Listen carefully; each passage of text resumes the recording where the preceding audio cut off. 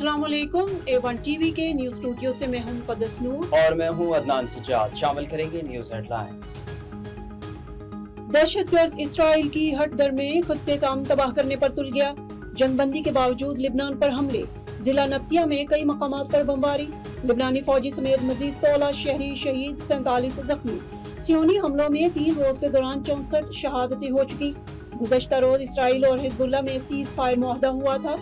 Gaza में भी वहशियाना कार्रवाइयां, मजीद 4 फलस्तीनी शहीद। इसराइल कोई ऐसा इकदाम कर सकता है जो अमेरिका ईरान मुआहदे में रुकावट बने, वाशिंगटन पोस्ट ने खबरदार कर दिया। खित्ते में मुस्तकिल अमन के लिए पाकिस्तान की शानदार सफारतकारी। वफाकी वज़ीर दाखिला मोहसिन नकवी मशहद से तेहरान रवाना। ईरानी वज़ीर ख़ारजा अब्बास अराग़ची से मुलाकात करेंगे।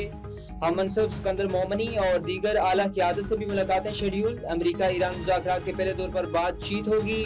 मोहसिन नकवी पाकिस्तान की सालसी की कोशिशों के आगाज से मुतअद्दिद बार तेहरान का दौरा कर चुके। नाज़रीन, हेडलाइंस आपने मुलाहिजा की। शामिल करेंगे इलाकाई खबरें तफसील के साथ। हमारे रिपोर्टर असद बलोच की रिपोर्ट के मुताबिक district health officer Naseerabad doctor Ejaz Ahmed Jamali ने RHC मंजो का तफसीली दौरा किया। दौरे के दौरान उन्होंने अस्पताल के मुख्तलिफ शोबाजात का मुआयना करते हुए फराहम की जाने वाली तिबी सहूलियात का जायजा लिया। मरीजों को बेहतर सहूलियात की फराहमी के हवाले से जरूरी हदायत जारी की।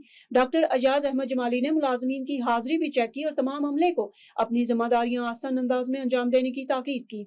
उन्होंने कहा कि सरकारी अस्पतालों में अवाम को मियारी तिब्बी सहूलियात की फराहमी अव्वलीन तरजीह है और इस ज़िमन में किसी किस्म की गफलत बर्दाश्त नहीं की जाएगी।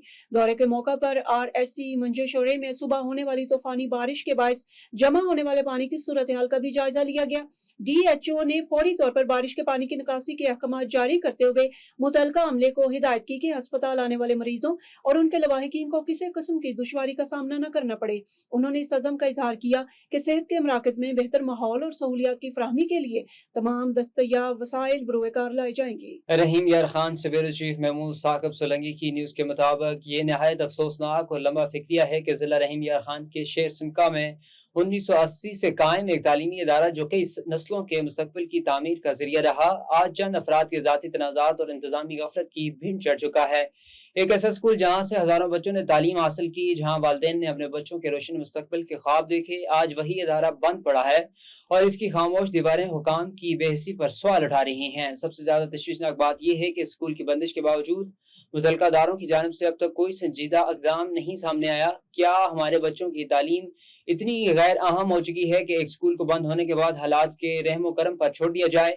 क्या चंद अफराद के इख्तिलाफात पूरे इलाके के बच्चों के मुस्तकबिल से ज्यादा अहम है? आखिर इस सूरत हाल का जिम्मेदार कौन है?